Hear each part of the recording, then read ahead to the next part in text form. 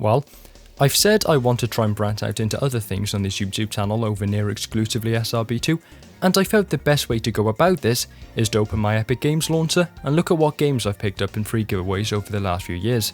There's Death Stranding, Fallout 3, Tomb Raider, Yooka-Laylee, Control. I really want to play that on my channel, but it's very demanding to run, so I thought it'd be best to start with some less intensive games and work my way up. So out of the simpler games available, there was a clear best choice for which one would be a good starting point: Sonic Mania. It's still Sonic based, so hopefully it won't scare you all away, and it is about as easy to run as you can get in the modern day. I technically tried to do a playthrough of it back when I first got my mic, but I ran into every imaginable problem unrelated to the game itself. The mic not working, the videos getting copyright striked, and the fact that all of about 4 people were watching my videos at the time. But now I'm just a little bit more popular, and I know what I'm doing. It should hopefully go a little more smoothly. But let's get into it. Wait. Before I could actually start playing the game, I had to go through a few hoops. First is actually reinstalling it, because I haven't touched anything in the Epic Games Store outside of the weekly free games since having my new PC. Then, I needed to go and delete my old save data. I don't actually know if it was even saved anywhere anymore, but I felt better about starting having done so. Then I needed to check OBS was working properly in the background, as it doesn't with SRB2. Luckily it does, although it is a little blurry and occasionally skips frames. Nothing to do with the game. I think I know what the problem was. It should be fine for next episode. Finally, I needed to check my control scheme. Oh boy, I can't wait to play Sonic Mania as I remember, PS4 controller and all. Apart from the fact the Epic Games Store doesn't seem to recognise the PS4 controller, so I'm stuck on keyboard. Woohoo! Again, should be fixed for next episode, as Steam is handily able to compensate for the complete incompetence of the Epic Games launcher. But with all that out of the way, I can actually go onto Mania mode, select Sonic and Tails, and start playing. Look, let's all be honest here. You've played Sonic Mania before, I've played Sonic Mania before, we all know what happens throughout, and this entire playthrough is mostly going to just allow me to expand my horizons. The opening cutscene is Sonic and Tails flying to some jungle island on the tornado, only to come across a squad of egg robots excavating some unknown gemstone. These are the hardboiled heavies, that is the Phantom Ruby. Oh no, it's released some sort of spatial anomaly. The hardboiled heavies are now a lot more dangerous, we're stuck in Green Hill. Set all your pitchforks and put out your torches. I'll try and get out of here as quick as I can. And if I was playing on controller, that would be damn quick. But as I'm stuck on keyboard, it's a slow and painful few minutes. I'm out of practice, can't remember the level design, and can barely get Sonic to jump and move forward at the same time. If it wasn't for a little off-screen button remapping, this gameplay would be even worse, if you can believe that's possible. Sonic's hot new ability for this game, the Drop Dash, sees very little use here, as I'm focusing more on getting through the level relatively unscathed. And to my credit, the slow and cautious methodology served me fairly well. I managed to pull off a speedrunning trick to add a little flair to the proceedings, and to hold so many rings that I managed to net myself an extra life already. Flying high close to 110 rings, I then proceed to walk straight into a motorbug and lose it all. I also secure my first Chaos Emerald, although you admittedly would need to be actively avoiding that first big ring.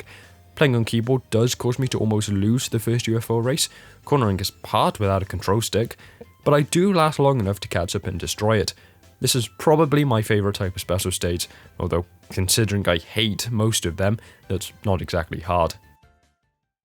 I get hit one last time before the boss by this new player trap, but it isn't long before I reach the first mini-boss of the game, the DD Wrecker.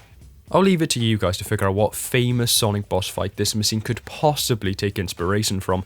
You have all the time in the world. Without the fine control of the controller's stick inputs, I lack the confidence to really chase the boss and take advantage of every opening, so instead opt to sit in the corner where it can't touch me and wait for a free hit. Well, it's effective, albeit quite boring. Phase 1 is easy, and Phase 2 is probably even easier. All I need to do is move back and forth, miss a golden opportunity to hit the boss, try again and destroy it in one hit. Unfortunately, I do miss the signpost as it falls down, so no extra points for me, but my ego is stroked by Mania's inbuilt, quantifiable cool score. Yes, I know it's a glorified guard bonus from SRB2, but I'll take the game saying I'm 7,000 points cool, internalise it, and be obnoxiously smug about it. Green Hill Act 2 is fairly uneventful. Actually, that's a lie. A fair amount does happen, it's just that it's all me running into enemies or missing jumps. I start the level off by trying to take the top path, which in Sonic fashion is supposed to be the fastest route through the level. And indeed, it goes fairly well, until I have to stop just holding right and need to, actually press buttons.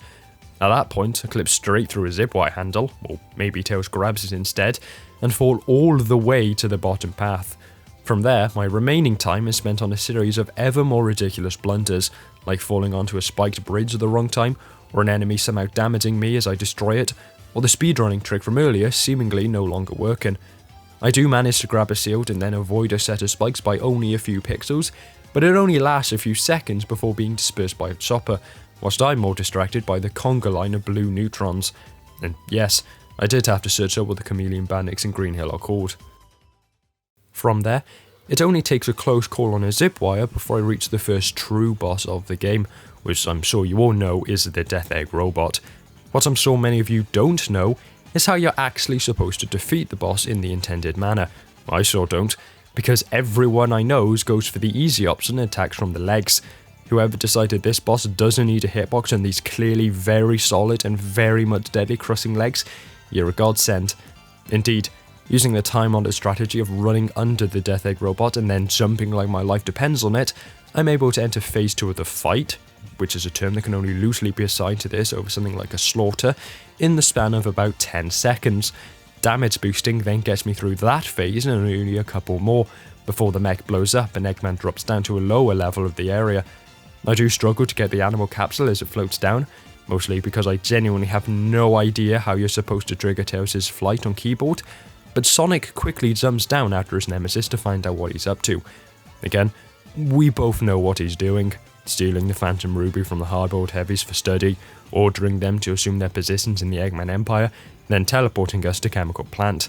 And if there's one thing I can say is good about Sonic games, their structures tend to lend themselves well for separating playthrough episodes. So now Sonic is drenched in Megamac, that's apparently the name of this purple goo in Chemical Plant, I feel now is the time to say thank you for watching. I hope you enjoyed the video, and ciao.